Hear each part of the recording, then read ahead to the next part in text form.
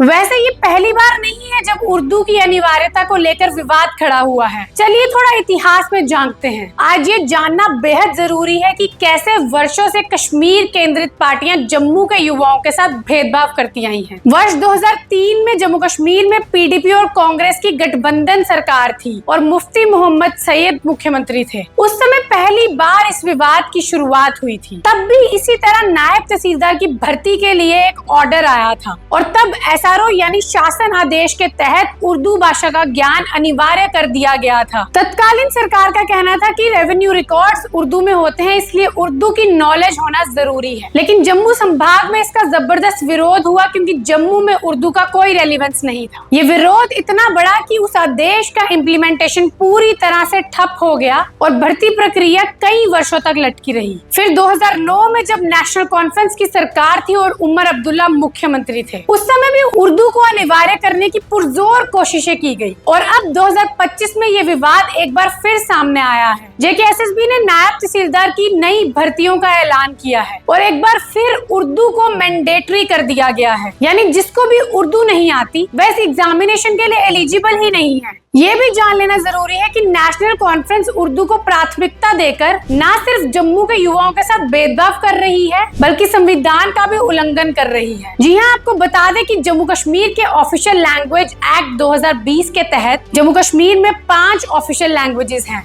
Dogri, Kashmiri, Urdu, English और हिंदी। इसके बावजूद नेशनल कॉन्फ्रेंस द्वारा इस अधिनियम का उल्लंघन करते हुए केवल उर्दू को ही इतनी प्राथमिकता दी जा रही है। जम्मू क्षेत्र के युवा विशेष रूप से प्रभावित हो रहे हैं क्योंकि उर्दू यहाँ स्कूली शिक्षा का हिस्सा नहीं रही है और इससे कश्मीरी डोमिनेंसी भी बढ़ती जा रही है। तो 2003 से 2025 तक हम वहीं खड़े हैं।